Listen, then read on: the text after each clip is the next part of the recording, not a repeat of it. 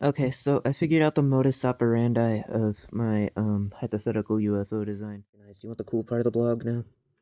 So yesterday or the day before, I was talking about a Roku remote that I was using as a visual analogy for UFO that was actually capable of flight, like linear flight using a transformation upon rotation, so that you could power it with electrical motors, which you could recharge with solar power, instead of powering it with rockets that you need to recharge by refueling.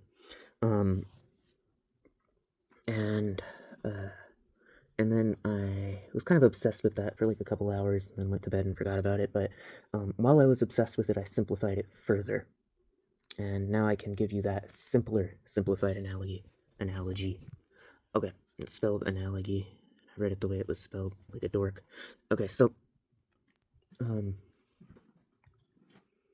there's a Star Wars character called BB-8. He's like R2-D2, but he's from the new ones with Rey. Um, His body is like a soccer ball, and his head stays in place, but his entire body rolls. Okay, it's not like there's like a little like thing that his head sits on, and it rolls. His body is on the part that's rolling, but it doesn't roll with his body. So when they build a BB-8 drone, they usually use like magnets or like suction, and there's like a separate vehicle that counter rolls with the BB-8 body to allow the head to stay like in place while BB-8 is driving.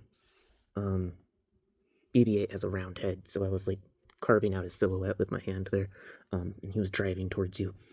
So hello, Jack. Sorry, Jack's on the other side of the camera. Gonna move up. All right. My brain. Right. So here's the analogy. Now imagine that we have two BB-8s, but one of them is upside down, and we bring them together in a 3D modeling program so that their heads slightly overlap, and then we merge them. So now it's like a double BB-8. It has a second body that it wears like a hat, and it's constantly balancing. It's like top heavy, and it rolls.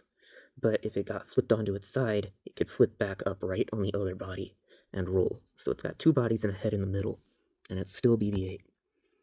All right, now imagine this BB-8 is in a vacuum, floating, no gravity. All right, still with me? Got a two-bodied head in the middle BB-8 drone in outer space, just kind of floating around up there. Now, in space, there are things called momentum wheels and things called reaction wheels. They're the same, but they're opposite.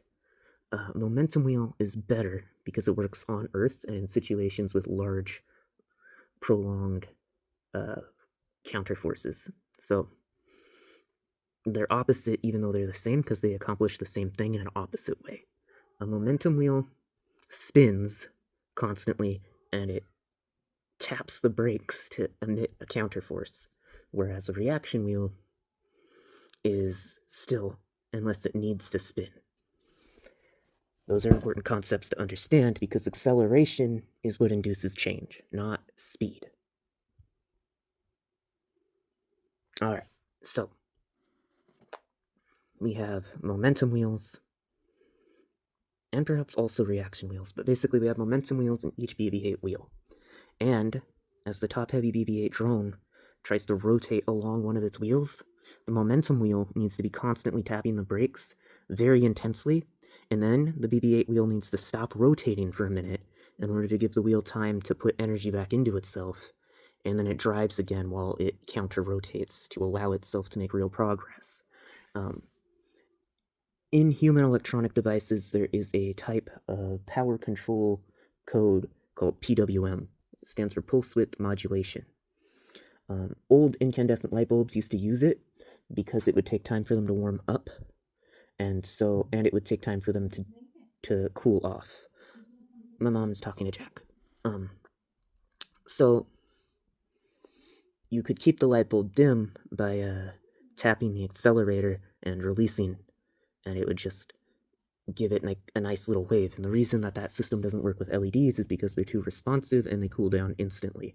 So instead of a nice smooth effect, it causes strobing, which is not pleasant and can cause epileptic attacks in some people. So PWM, pulse width modulation, with a reaction wheel and a double BB-8 with the head in the middle and two bodies system would allow for it to rotate the entire body around one end and then rotate the entire body around the other end and then walk through the vacuum of outer space, hypothetically.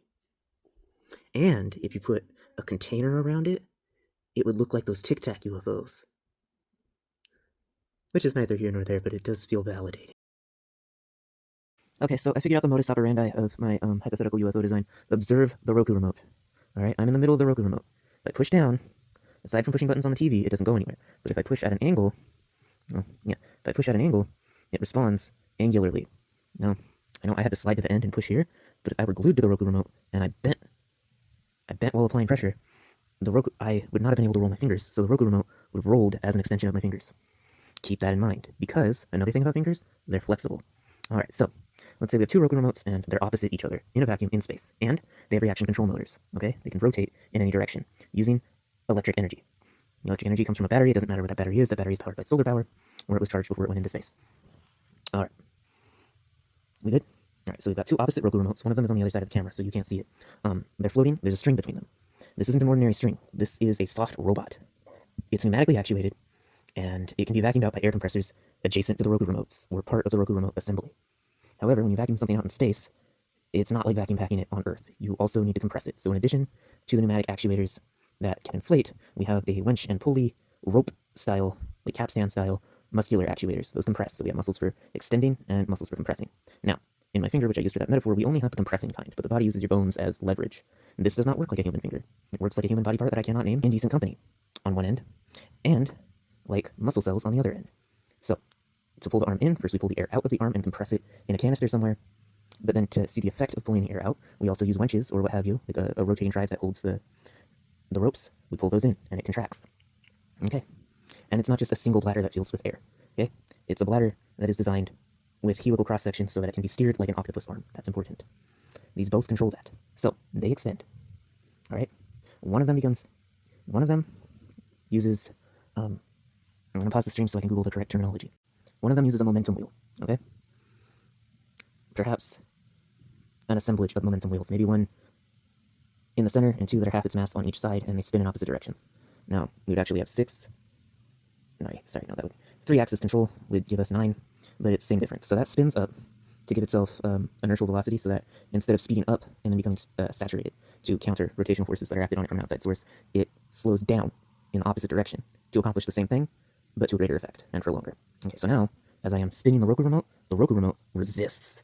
And that's cool, because now, if I'm the opposite Roku remote, and I'm completely not having any like reaction wheel action, just complete dead weight, and the octopus arm is bending against the Roku remote to push me somewhere, this Roku remote, rotationally, is a fixed point in space.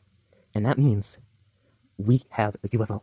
How do I define a UFO? It's not the actual acronym anymore. UFO for me is sling, and the sling is short for, it's an object that doesn't vomit out propulsion medium when it travels. Even ion drives have to vaporize a pellet. They turn it into a high-energy plasma. It doesn't require a lot of the pellet. It lasts a long time, and if you run it for a while, it can get pretty fast.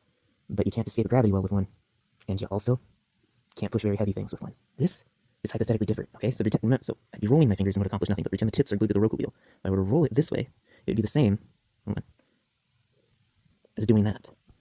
And that is a rotation action. And if it resists this rotation, and we have something on the other end of that line, now we can do a walking motion through the vacuum of space. That's wild. I'm not a physicist, but I want them to check that idea out. Hey, if I get made fun of the way the flat earthers do, well, we can all laugh, because guess what? Being wrong, it's important. It's how you learn. You have to be brave enough to be wrong in order to learn. And that's life. Some people are wrong quietly, some people are wrong loudly, but it's learning, and learning should be celebrated.